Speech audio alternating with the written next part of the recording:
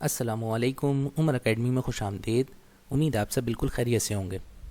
तो आज हम आपको सेकंड ईयर कंप्यूटर साइंस के एमसीक्यूज़ की प्रिपरेशन करवाएंगे। आज की वीडियो हमारे इस सिलसिले की फ़र्स्ट वीडियो है, जिसमें हमने प्रोग्रामिंग की बेसिक्स के हवाले से डिस्कस करना है और जो इनिशियल जो हमारे शुरू के चैप्टर्स थे इंट्रोडक्शन टू प्रोग्रामिंग के हवाले से, उसके एमसीक्यूज़ को हम स्पेसिफिकली डिस्कस करेंगे। हम पूरी बुक को तो एक लेक्चर में डिस्कस नहीं कर सकते, तो इसलिए हमने इसके जो है 3 अलग अलग हिस्से बनाए।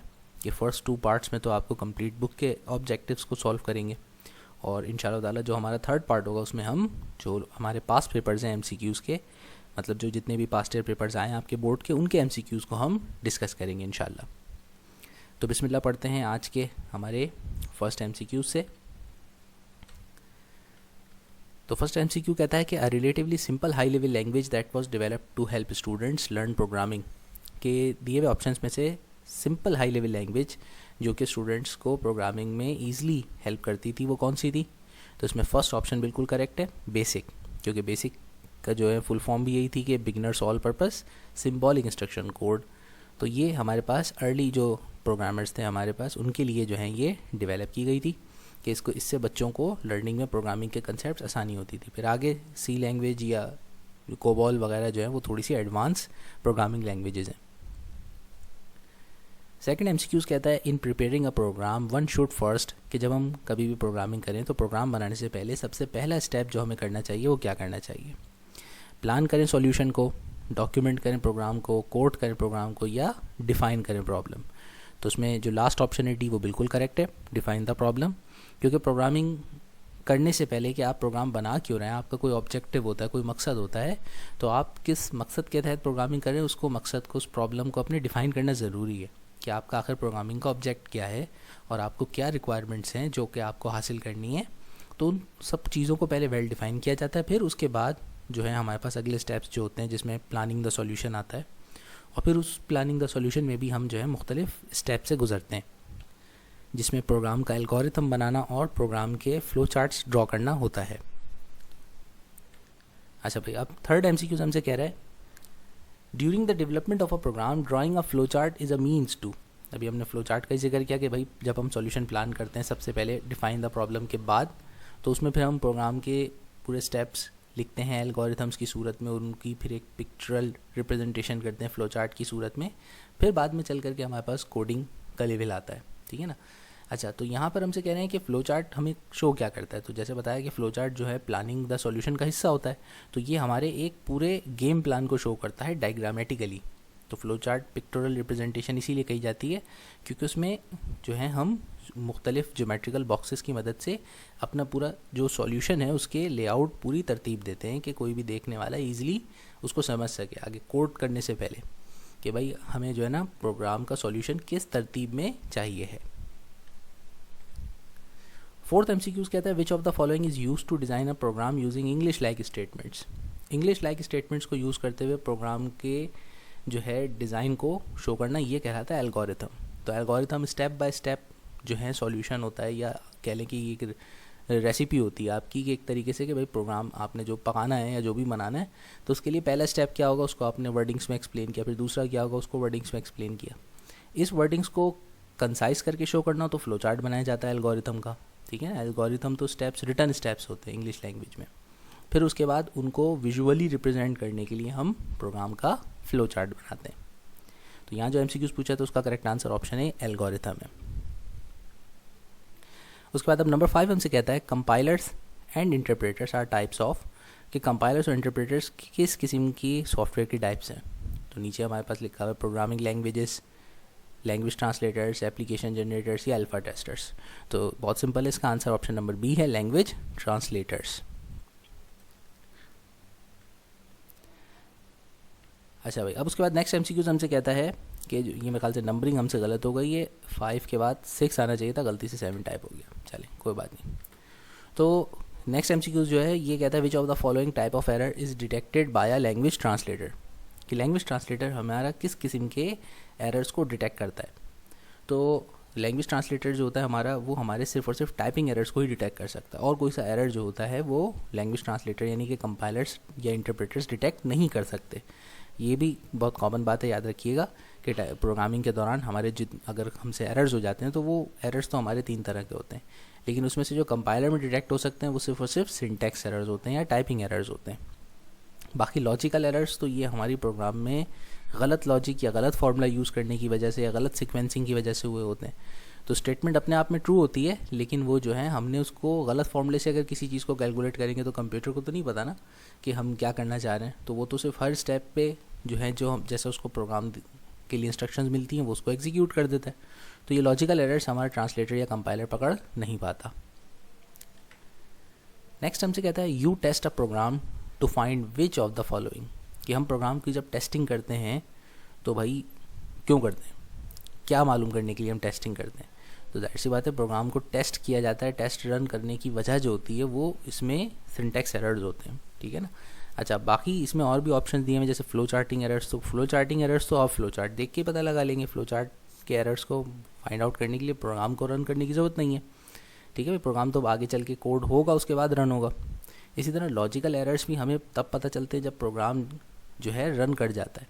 अच्छा, लॉजिकल एरर्स अभी जैसे बताया कि कंपाइलर तो पिक नहीं करता, तो फिर हमें लॉजिकल एरर्स का पता कैसे चलता है। लॉजिकल एरर्स का टेस्ट के वक्त पता नहीं चलता, हमें टेस्ट का रिज़ल्ट देखने के बाद जब हम उसको कंपेयर करते हैं अपने स्टैंडर्ड रिज़ल्ट से कि भाई हमारे प्रोग्राम का एक्चुअल रिज़ल्ट होना क्या चाहिए था, ठीक है ना, उसकी हमने जो कैलकुलेशन की होती है, फिर जब उसको अपने प्रोग्राम के एक्चुअल रिज़ल्ट से जो रन करने के बाद आया होता है कंपेयर करते हैं, तो फिर पता चलता है कि अच्छा कहीं ना कहीं लॉजिक में मिस्टेक है, तो फिर उसको चेक किया जाता है थॉरली।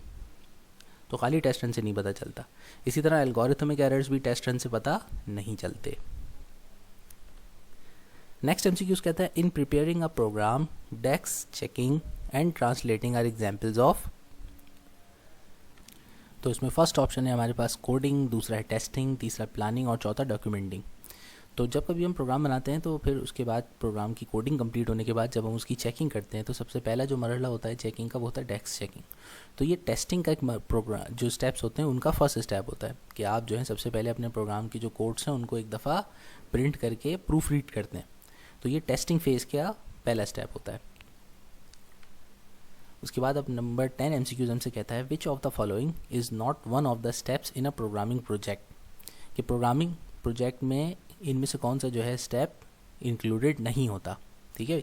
बाकी सारे तो स्टेप्स होंगे, सिर्फ नंबर डी जो है वो ज़रा डिफरेंट है।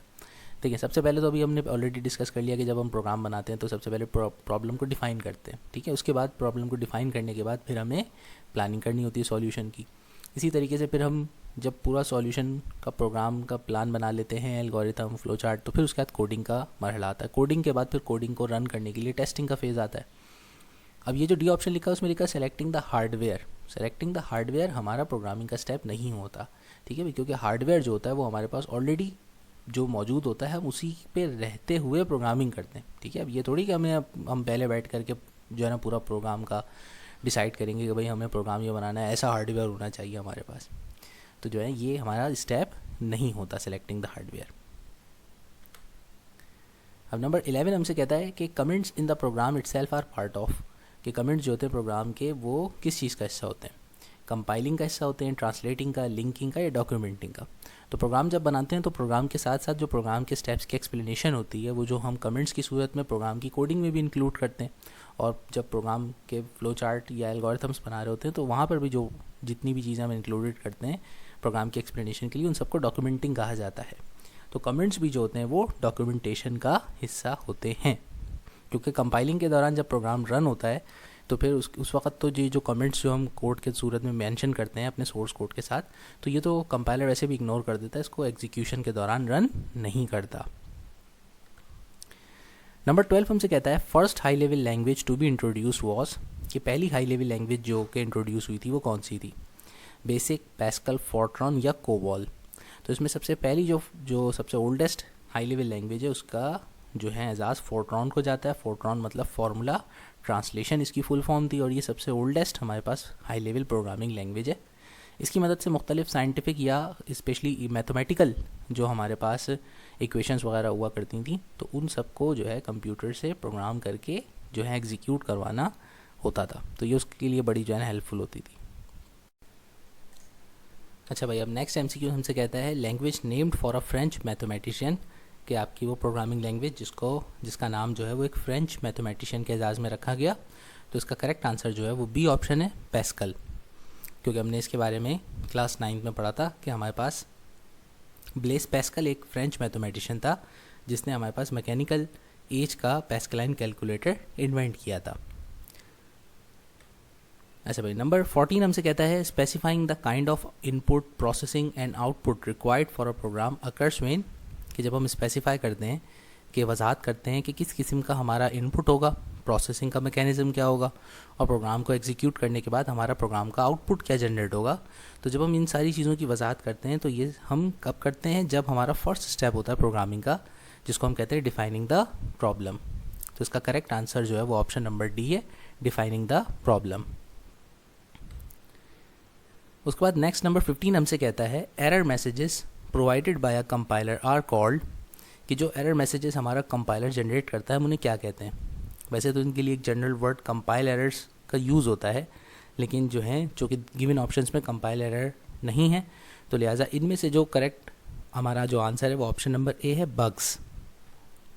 क्योंकि जितने भी प्रोग्राम के अंदर जो हमारे पास एरर्स आते हैं प्रोग्राम के एग्जीक्यूशन के वक्त या प्रोग्राम कंप्लीट होने के बाद जो भी ग्लिचेस वगैरह होते हैं, तो उन सब के लिए एक वर्ड यूज़ होता है बग्स। और जब हम अपने प्रोग्राम के एरर्स को दुरुस्त करते हैं, उसमें से तमाम हर किस्म की मिस्टेक्स को रिमूव करते हैं, तो उस प्रोसेस को डीबगिंग कहा जाता है। ठीक है भाई, तो अपने प्रोग्राम के एरर्स को यानी बग्स को रिमूव करना ही डीबगिंग होता है। तो इसका करेक्ट आंसर ऑप्शन ए है। अब नंबर 16 हमसे कहता है after स्टेटिंग a solution in algorithm you would next, कि आपको एल्गोरिथम के जो हैं स्टेप्स को डिफ़ाइन करने के बाद आपका नेक्स्ट स्टेप क्या होता है। तो जब हम फ्लो चार्ट और एल्गोरिथम में प्लानिंग कर लेते हैं सॉल्यूशन की, तो उसके बाद हमारा फिर एक्शन टाइम होता है, यानी कि अब हमें असल में एक्चुअली प्रोग्राम को बना करके रन करना होता है। तो प्रोग्राम बनाने के लिए हमारे पास सब जो प्रोसेस होता है उसको हम कोडिंग द प्रोग्राम कहते हैं। तो लिहाजा थर्ड ऑप्शन जो है कोड द प्रोग्राम, वो एल्गोरिथम और फ्लो चार्ट बनाने के बाद नेक्स्ट स्टेप होता है। फिर जब कोडिंग कंप्लीट हो जाती है तो फिर उसके बाद फिर टेस्टिंग का फेज आता है। चलो भाई, नंबर 17 हमसे कहता है software that translates assembly language into machine languages, कि वो सॉफ्टवेयर जो असेंबली लैंग्वेज को मशीन लैंग्वेज में जो है ट्रांसलेट करता है उसे क्या कहते हैं। तो उसके लिए वर्ड है असेंबलर।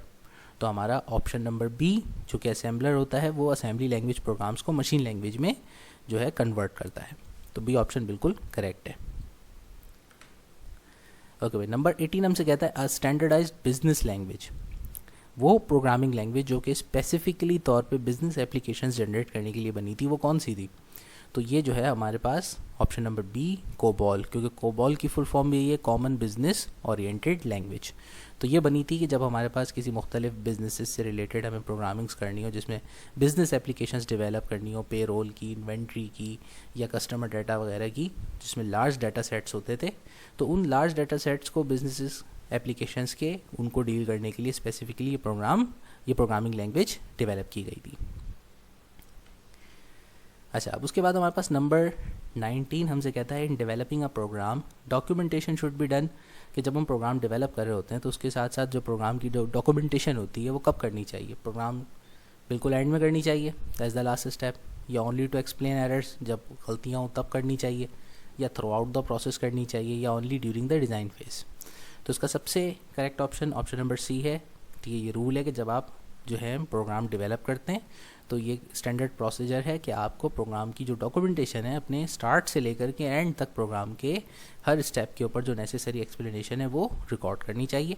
तो डॉक्यूमेंटेशन का जो प्रोसेस है वो पूरी प्रोग्रामिंग के स्टार्ट से लेकर एंड तक के प्रोसेस के दौरान चलता रहता है। तो through out the process correct option है।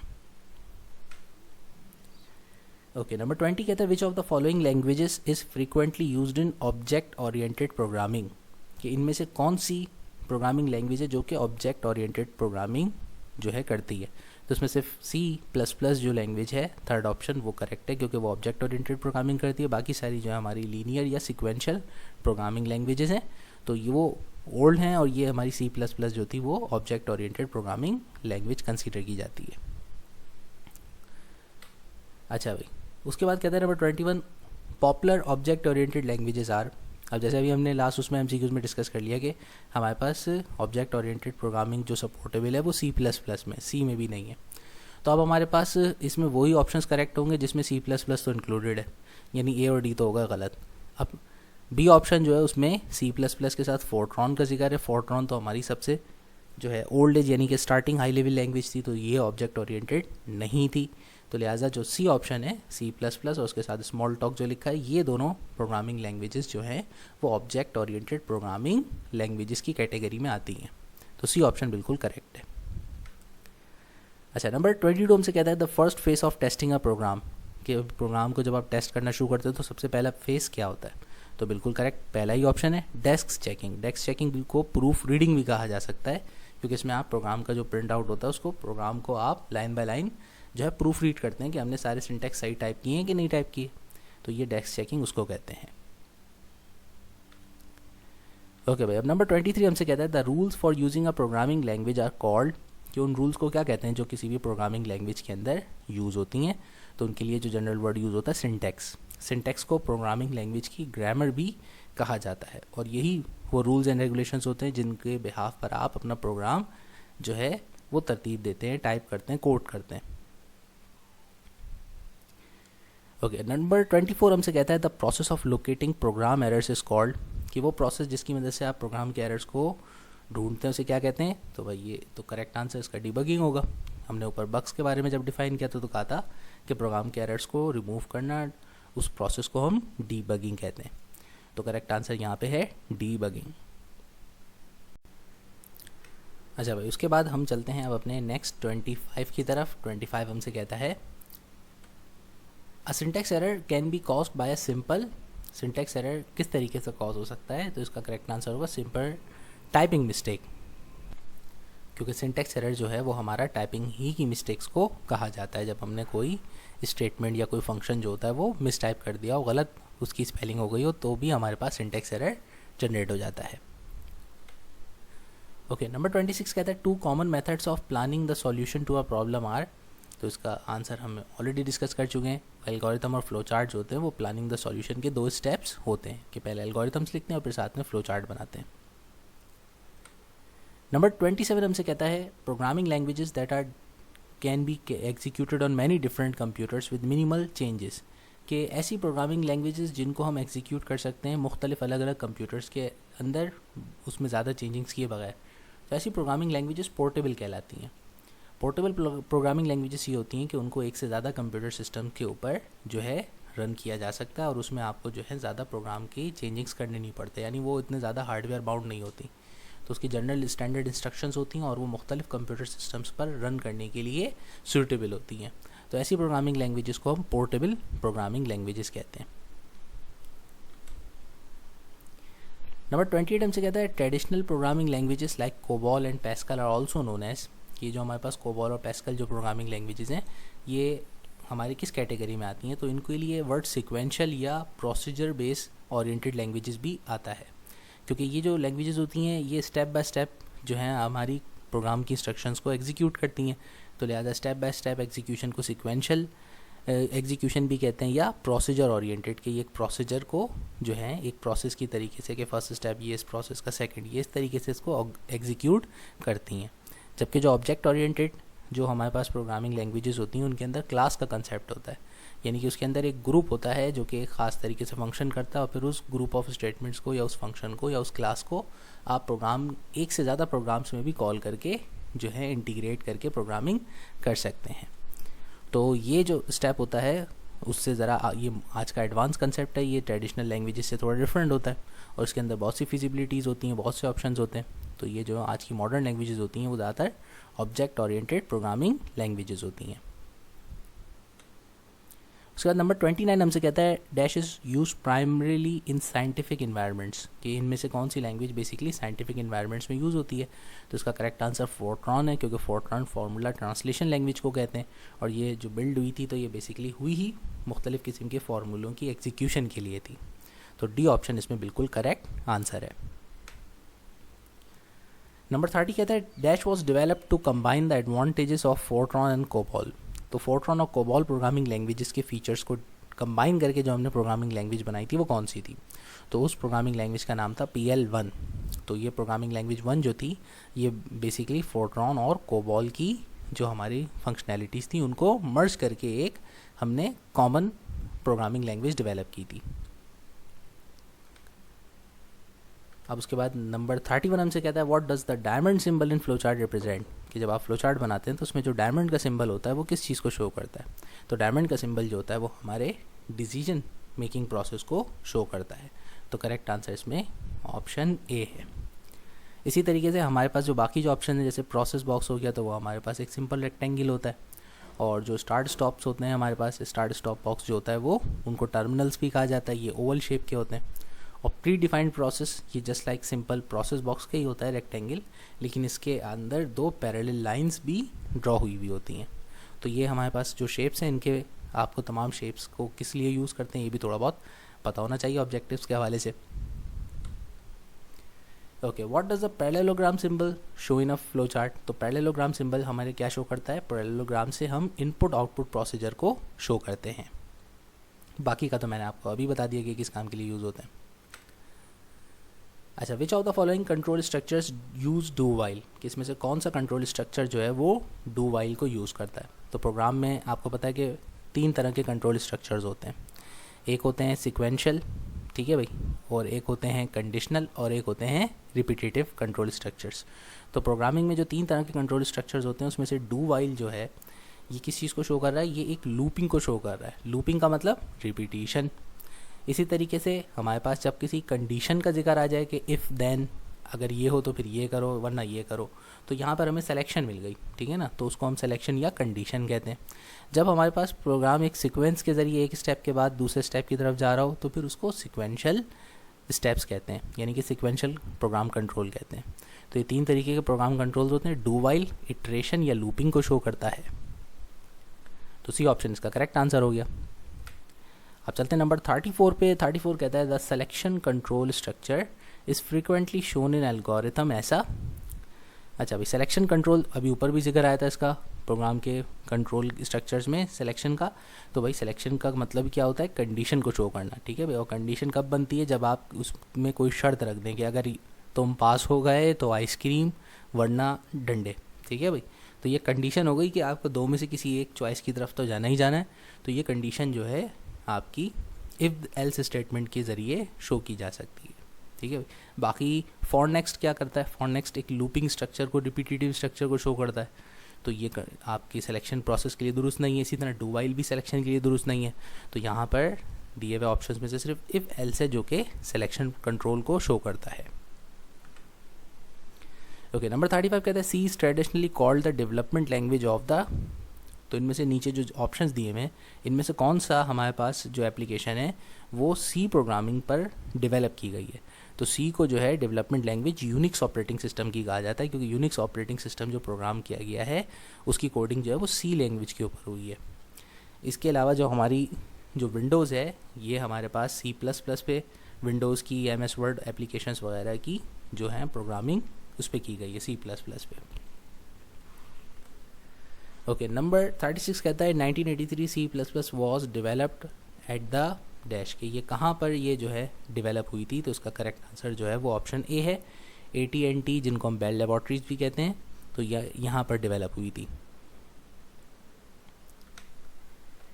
ओके, अब नंबर 37 हमसे कहता है all C programs consist of 1 और मोर डैश, के हमारे पास सी प्रोग्राम्स जो कंस्ट्रक्ट करते हैं हम, तो उसमें हमारे पास कम से कम एक या एक से ज़्यादा क्या होते हैं उसके अंदर। प्रिंट स्टेटमेंट ज़रूरी नहीं, स्कैन स्टेटमेंट ये भी ज़रूरी नहीं, बिना स्कैन स्टेटमेंट के भी हम प्रोग्राम बना सकते हैं। पॉइंटर्स ज़रूरी नहीं, फंक्शंस के बगैर आप प्रोग्राम नहीं बना सकते, ठीक है भाई। तो एक या एक से ज़्यादा फंक्शंस होते हैं, लेकिन ज़रूरी नहीं कि वो स्कैन प्रिंट फंक्शन ही हो, ठीक है, कोई सा भी फंक्शन हम यूज़ कर सकते हैं। तो करेक्ट आंसर ऑप्शन ए होगा। इसी तरह नंबर 38 कहता है at a minimum all C programs must specify 1 function called, कि कम से कम तमाम सी प्रोग्राम्स में एक फंक्शन तो होना लाजमी है, वरना तो वो प्रोग्राम ही नहीं बनेगा। तो वो जो एक फंक्शन होता है कम से कम वो कौन सा फंक्शन होता है, उस फंक्शन को मेन फंक्शन कहा जाता है।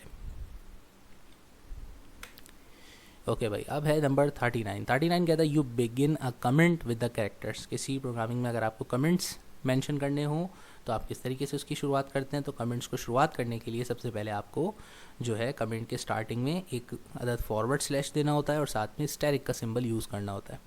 इसी तरीके से जिस वक्त कमेंट को एंड करते हैं तो एंड करते वक्त पहले हमें स्टैरिक प्रेस करना होता है, बाद में फिर हम फॉरवर्ड स्लैश प्रेस करते हैं। तो ये समझ लें कि हमारे पास दोनों स्टेरिक्स के बीच में हमारी स्टेटमेंट होती है और स्टेरिक्स के साथ हमारे कवर के तौर पर जो है दोनों स्टार्टिंग और एंडिंग पे फॉरवर्ड स्लैश मौजूद होते हैं। तो स्टार्टिंग का इसमें सिर्फ पूछा है तो बी ऑप्शन इसका बिल्कुल करेक्ट है कि पहले फॉरवर्ड स्लैश फिर स्टेरिक। ओके, नंबर 40 कहते हैं C language has been developed by. C language किसने डेवलप करी थी? तो सी लैंग्वेज के जो फाउंडर थे वो थे डेनिस रिची साहब, और इन्हीं के पड़ोस में जो ए पर मौजूद हैं, बड़ा मुश्किल सा नाम है इनका, बिजार्न स्ट्रॉस्ट्रप, मुंह से भी नहीं निकलता, BS कह लेते हैं इनको, ठीक है ना। तो ये जो BS साहब हैं, इन साहब ने जो है हमारे पास सी की वेरिएशन जो थी C++ उसको डेवलप किया था। ओके भाई, नंबर 41 कहता है all C statements must end with a, कि तमाम सी स्टेटमेंट्स को जो प्रोग्रामिंग की हैं वो किस साइन से एंड होती हैं? सबसे आखिर में आप क्या करते हैं? फुल स्टॉप लगाते हैं जिसको पीरियड कहते हैं, या एम्परसेंड का साइन यूज़ करते हैं जो एंड सा होता है स्टाइलिश सा, या कॉलन यूज़ करते हैं, या सेमी कॉलन। तो करेक्ट आंसर है कि हर सी प्रोग्रामिंग की स्टेटमेंट सेमी कॉलन पर एंड होती है, लाजमी है। ओके, उसके बाद नंबर 42 हमसे कहता है the statements within a C function must always be enclosed within a pair of, कि जो स्टेटमेंट्स होती हैं सी फंक्शन की उनको हमेशा किस किस्म के ब्रैकेट से इनक्लोज्ड होना चाहिए है? तो हम उनके लिए कर्ली ब्रैकेट यूज़ करते हैं, तो ऑप्शन बी हमारा करेक्ट आंसर है। ओके भाई, अब नंबर 43 में हमसे कहते हैं in C programming what indicate that other files are to be included in the file to be compiled, कि सी प्रोग्रामिंग में कौन सी हमारे पास जो ऑप्शन होता है जिसका ये मतलब होता है कि इस प्रोग्राम के अंदर और भी बहुत सी फाइल्स हैं जिनको इंक्लूड करना है, अटैच करना है, जो लाइब्रेरी में मौजूद है। तो वो किसी दूसरी फाइल्स को लिंक करने के लिए जो हम यूज़ करते हैं सबसे पहले उसको हम कहते हैं प्री प्रोसेसर स्टेटमेंट। तो हमारा ए ऑप्शन जो है प्री प्रोसेसर का वो करेक्ट आंसर है कि हम अपने सी प्रोग्रामिंग में अगर हमें जो फंक्शंस हम आगे यूज़ करने वाले हैं उन फंक्शंस को किसी दूसरी फाइल में ऑलरेडी डिफाइन किया हुआ है तो उनको हमें लिंक करने के लिए प्री प्रोसेसर डायरेक्टिव या प्री प्रोसेसर स्टेटमेंट यूज़ करनी पड़ती है। तो ए ऑप्शन इसका करेक्ट आंसर है। ओके, अब नेक्स्ट हमसे कहता है number 44 during program execution dash are ignored by the compiler and linker, कि प्रोग्राम को एग्जीक्यूट करते वक्त हमारा जो कंपाइलर होता है वो किन चीज़ों को इग्नोर कर देता है? तो वो इग्नोर कर देता है कमेंट्स को। तो इसमें हाईलाइट नहीं हुआ ऑप्शन, लेकिन ये किसका करेक्ट आंसर जो होगा ऑप्शन नंबर बी होगा, कमेंट्स। कमेंट्स को वो इग्नोर कर देता है, बाकी फंक्शन स्टेटमेंट्स को तो इग्नोर नहीं कर सकता, फिर प्रोग्राम में रन क्या करेगा। ओके, नंबर 45 हमसे कहता है the void before main specifies that the function men will, कि अगर आपके पास किसी भी जो है ना फंक्शन से पहले आपके पास वॉइड लगा हुआ हो तो उसका क्या मतलब होता है कि ये फंक्शन हमें क्या करेगा? रिटर्न करेगा न्यूमेरिक वैल्यू, रिटर्न करेगा नो वैल्यू, प्रोग्राम को एंड कर देगा, कुछ भी नहीं करेगा। तो अगर आपने किसी फंक्शन से पहले वॉइड लगा दिया इसका मतलब ये कि इसका रिटर्न नो वैल्यू होगा, कि कोई वैल्यू ये रिटर्न नहीं करेगा। The void in the parenthesis after main specifies that the function takes, अगर आप किसी फंक्शन के साथ जो आपने जो ब्रैकेट यूज़ हुए हैं उसके अंदर आपने पैरेंथेसिस के अंदर लगा दिया वॉइड, ठीक है, फंक्शन लिख करके उसके पैरेंथेसिस में वॉइड लिख दिया, तो इसका मतलब ये होता है कि ये फंक्शन कोई भी पासिंग वैल्यूज़ जिसको हम आर्गूमेंट्स कहते हैं उनको एक्सेप्ट नहीं करेगा, यानी कि इस फंक्शन में कोई आर्गूमेंट्स कोई वैल्यूज़ पास नहीं करनी। तो उसका correct answer option number B है, नो आर्गूमेंट्स। ओके भाई, अब हमसे नंबर 47 कहता है कैरेक्टर कांस्टेंट वैल्यूज़ आर, कि जो हमारे पास कैरेक्टर कांस्टेंट की वैल्यूज़ होती हैं वो इनमें से कौन से ऑप्शन सबसे दुरुस्त है उनके लिए? Must be enclosed in double quotes, नहीं ये तो गलत है। Must be enclosed in single quotes, ये ऑप्शन बिल्कुल सही है। इसी तरह सी हमसे कहता है can be enclosed in either single और डबल, नो ये भी गलत। डी भी गलत, no need to be enclosed in quotes. तो कैरेक्टर कांस्टेंट्स की शराइत में से एक शर्त ये थी कि उनको सिंगल कोटेशन के अंदर होना चाहिए है, तो ये बी ऑप्शन जो है वो इसका करेक्ट आंसर है। अच्छा भाई, अब आज का लास्ट एमसीक्यू हमसे कहता है इंटीगर कांस्टेंट वैल्यूज़ आर दूस विच हैव, कि इंटीगर कांस्टेंट्स इनमें से कौन सी बात उनके लिए दुरुस्त है? Must have a decimal point, नहीं इंटीगर कांस्टेंट्स में कभी डेसिमल पॉइंट नहीं आता। कैन ओनली बी नेगेटिव, ये भी गलत है, वो दोनों हो सकती हैं, पॉजिटिव भी और नेगेटिव भी। Commas and blanks are allowed, नहीं ये भी गलत है। तो उसका मतलब इसमें तो तीनों ऑप्शन जो दिए हैं वो सारे के सारे गलत हैं, कि ये सारी बातें इंटीगर कांस्टेंट्स का हिस्सा नहीं होती। तो D option none of them वो इसमें सेलेक्ट किया जाएगा। तो उम्मीद है आज का फर्स्ट आपको जो एमसीक्यूज़ का पार्ट था वो हेल्पफुल रहा होगा, ठीक है। इंशाल्लाह ताला आगे वाले जो हमारा जो नेक्स्ट पार्ट होगा उसमें हम आपको प्रोग्रामिंग के और जो कोर कंसेप्ट्स हैं उनके हवाले से डिस्कस करेंगे, और फिर लास्ट पार्ट में इंशाल्लाह ताला हम आपके पास्ट पेपर के एमसीक्यूज़ को जो है जितने भी हैं उनकी भी एक नज़र गो थ्रू करके चलेंगे। ठीक है भाई, थैंक यू।